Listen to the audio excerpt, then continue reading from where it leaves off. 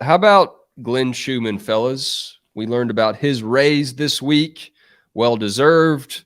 Georgia doing everything it can to hold on to that guy.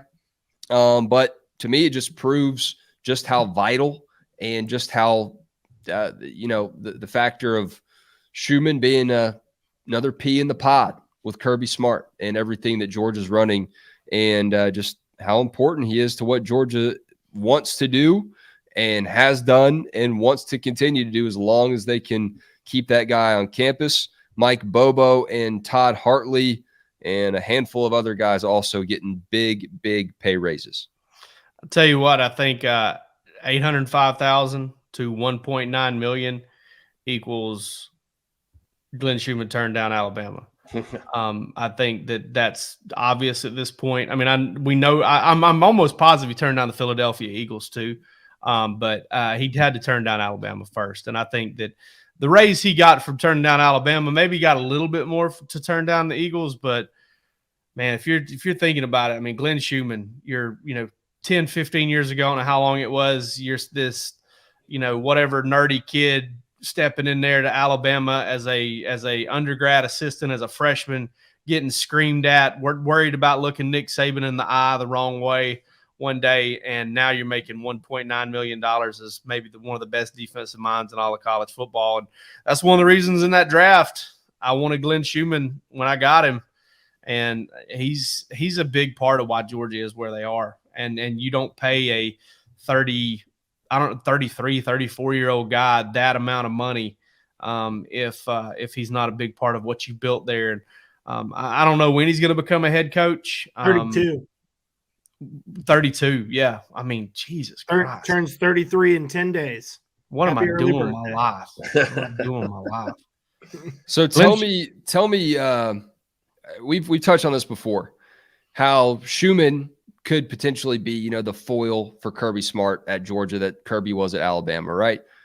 We know that Nick Saban told Kirby when the Auburn job came up, when the South Carolina job came up, wait for the one that and everyone else knows you really want. How much of this is a factor of Glenn Schumann is looking what Georgia is and looking at what Bama is and saying, all right, Georgia's just better right now? Or how much of it is he's just truly in a luxurious spot to wait out some much better head coaching opportunities? I don't know, man. When you go to the auction and you pick out exactly what you want and you get it there and you get it in a trailer and you get it home. Obviously I'm not trying to compare these players to livestock. I'm just trying to find a good metaphor here. But you get exactly what you want year after year after year. And you're sitting there, you're working with those guys. Why do you want to start over? Why do you want to go? No offense to Tresman Marshall, but Tresman Marshall was a third linebacker at Georgia. He might be the first or second at Alabama. Why do you want to go have to rebuild that inside linebacker room? Because quite frankly, it sucks. It's not if you're at Alabama and you're dealing with the talent that they're dealing with at inside linebacker right now and the development and the way that thing is going, it absolutely sucks. Alabama was the gold standard. Now Georgia is at that particular position. I'm not trying to get in the fight with a bunch of Alabama fans, but your inside linebackers are terrible compared to what they've been in the past. Sounds like you're trying to get in the fight. I'm sure they're going to take that super well. Someone's forehead vein is touching the monitor of his laptop right now after that comment. But based on what I know about Alabama fans and quite a few Georgia fans too, they're kind of built like me. We ain't got to worry about veins sticking out of anything. I mean, it's just kind of like just a little layer of fat covers that up. Andy Stowe over here says, do you think he'll take a smaller school job or hold out for a big-time job like Dan Lanning? I mean, listen, Lanning kind of set the market in that regard, I think. I mean, Oregon's a fantastic job, all the resources in the world. Why would you – I mean, I don't think he has the necessity to cut his teeth anywhere. When the Philadelphia Eagles and Alabama Crimson Tide are coming calling, then you pretty well made it. You can go somewhere and probably lead a program in a pretty effective way. Yeah, for sure. Yeah. I mean, how about the fact that he's just hiding cash in those sweatsuits that he wears to practice every day, regardless of how hot or cold it is outside? It's insane. He's just built different, man. So we also get a report on Mike Bobo, the new offensive coordinator. I'm sure y'all have heard of him. $1 million. Not a bad pickup for just being an offensive analyst, in a national championship season. But now the stakes are a little bit higher for Coach Bobo as spring ramps up and his time spent on the golf course with Coach Searles and fishing with Coach Searles declines a little bit. Now it's time to install an offense, and it's time for him to put a new stamp on his role as an offensive coordinator. Obviously, he helped Todd Monken out substantially and drew up a lot of play calls, and Todd Monken gave him the credit for that. But now it's time to start earning his keep a little bit more as the guy in the OC. Well, he's also still getting paid by Auburn, and I think that's gotta feel good for Kirby Smart to be paying a coordinator and know that he is still getting paid by one of your biggest rivals. Yeah, and Bobo, you talk about stacking cash. I mean, he's like one of those teachers that in the state of Georgia that retired after 30 years and they went across the state line and started, took their Georgia teacher retirement, went and made a full salary over in South Carolina. Now they're able to come back to Georgia and make a full salary. Got teachers over here making $150,000 a year. Good for them. They deserve every penny of it. But I mean, man, Mike Bobo making a lot more money than he did when he left Georgia. That's for sure. I think he eventually got up to maybe $500,000 before he left Georgia. Georgia promptly paid Jeremy Pruitt well over $1 million to stay. And, now Bobo, I think, is kind of making more on par of what you would pay a big-time offensive coordinator, and we'll see if he can be that big-time offensive coordinator at Georgia. It's way too early to tell, and I can't wait for the G-Day game to get here and for everybody to kind of make their judgments on how much changed for the offense. I really wish Mike Bobo would roll them out there in the wishbone to start this thing. And I hope he just runs kids explode. I hope he just runs halfback draws on every single play. Well, and G-Day already is a weird offensive game because it's typically pretty pass heavy, and I would imagine it's going to be even more so pass heavy with a quarterback competition. Yeah, for sure. And it seems like, guys, Carson Beck everywhere is just being anointed as the guy. Palmer, you were on the radio this past week. I mentioned at the end of last week's or Wednesday night show, David Pollock was on with JD Piquel over at On3 on their YouTube channel, the national channel, and it's Carson Beck's job to lose. I mean, Kirby's got to be hating this. You got to keep these other guys interested, right? I know that everything inside of the building is different from what you guys are talking about in the media. But for Carson Beck to come in and just already be expected to be the guy, that doesn't really track with what I expected this spring to be, which was much more of a wide open competition. And I think it still is. I mean, we heard from Kirby saying that they were going to be splitting the first team reps. Carson and Brock were, and constantly reminding us, hey, don't forget about Gunner. To me, it feels like Stockton is a little bit in the backseat, but an incredibly talented player there that is fully capable of moving up to the front seat if called upon and if needed, and if he proves himself to be. I do think that there's a little bit of going back to Mike Bobo, tying those two things together. I do think it's interesting that Gunner was a South Carolina commit when Bobo was the OC there. That's clearly the fact that he already likes. Yeah, likes him, but is he ready? Is he ready to pass Carson Beck? I mean, I think Carson Beck being ahead at this stage was inevitable. We're 3 practices in the spring, and I think right now if Georgia started a game, it would be Carson Beck. But it would blow my mind if anybody honestly expected anything different. I mean, Carson's played so much more football, and it's still not a lot, but it's a lot more than – I mean, Brock Vandegrift hasn't completed a pass, and Gunnar Stockton has never played in a college game, and Carson Beck completed over 70% of his passes last year for, 8.5 yards per attempt, and we're talking about in situations where Georgia was primarily running the ball. He looked good when he scrambled. He showed big time improvement in mop up action from one year to the next.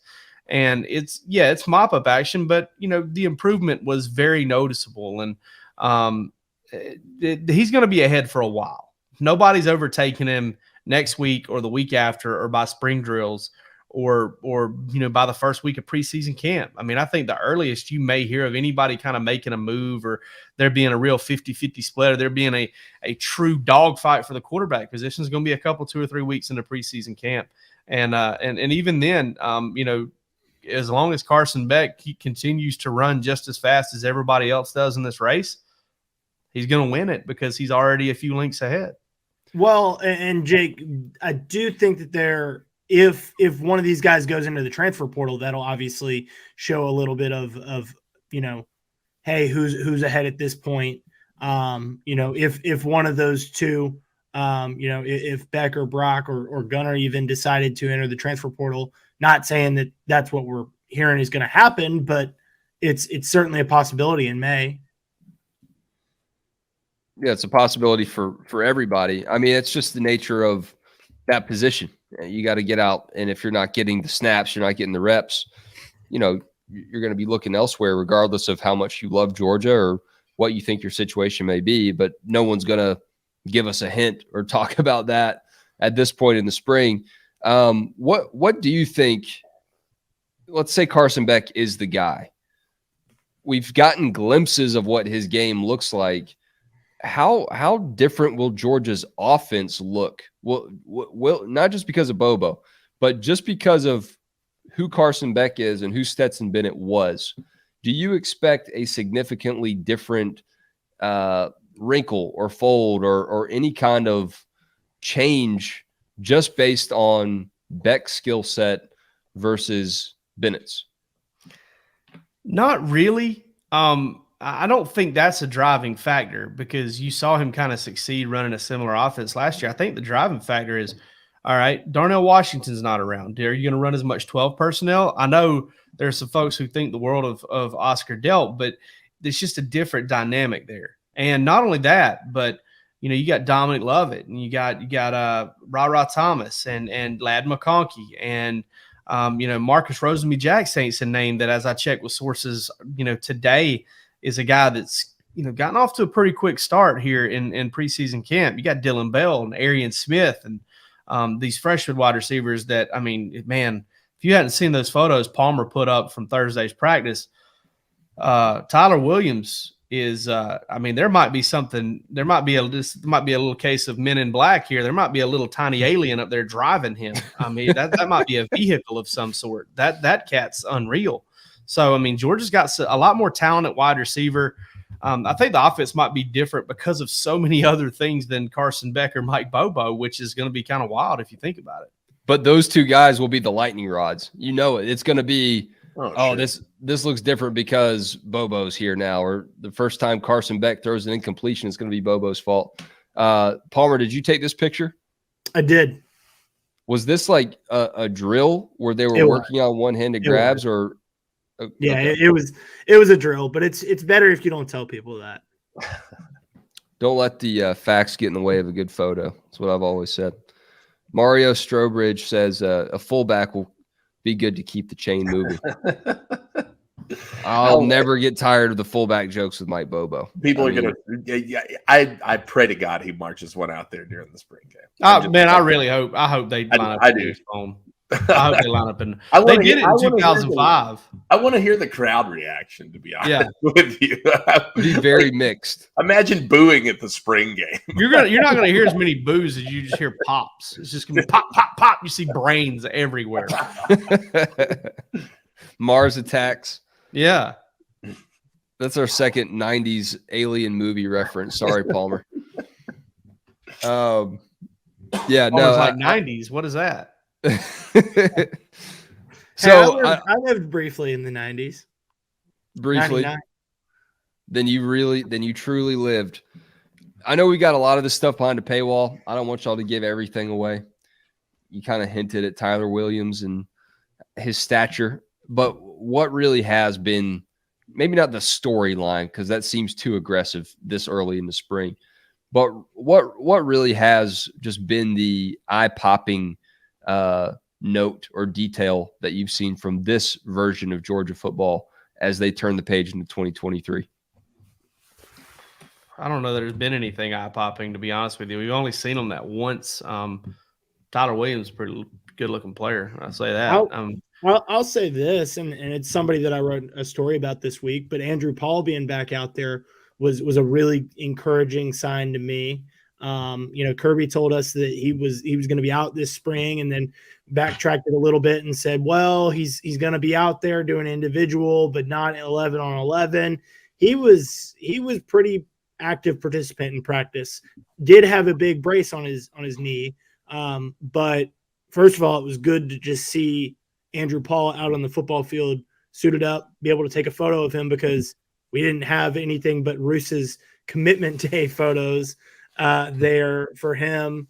And so, those were good photos, though. Those were great. But yeah, so I think seeing him back out there and hearing what we've heard about him, really pushing to get back to 100%. That's encouraging to me. That's one of the early storylines. I'll talk about something I didn't really expound upon in the practice report, and that was a little fight, little fisticuffs between Gabe Harris and Pierce Sperling. Doing a little fumble drill. Gabe Harris trying to get the ball out. I think Pierce Sperling kind of stuck his arm out or shot him an elbow. Maybe getting a little too rough. They weren't brother-in-law, and that's for sure. And Gabe Harris snatched his helmet off and then threw a wild right hand. I'm talking about one. Oh, dang. I didn't know it was that intense. That would have – I'm telling you. Wes, I'm going to drop you a photo of the what led up to it. Yeah. Okay. And it would I'm telling you, it would have had it connected. They're probably looking at like a UFC type situation. There's somebody that had to get between them pretty quick, because especially if Gabe Harris went in on him. But Pierce Sperling, man, I tell you, Tyson Fury, he just bobbed his head back, made him miss.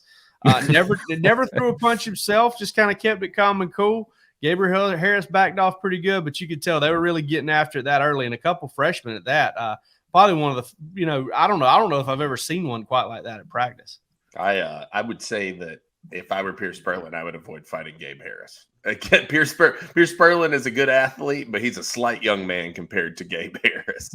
How about he is on the thin side too. That's what I'm saying. Lawson Lucky. The difference between how him and Lawson Lucky are put together at this point is pretty stark. He's given up probably 50 to 60 pounds on him.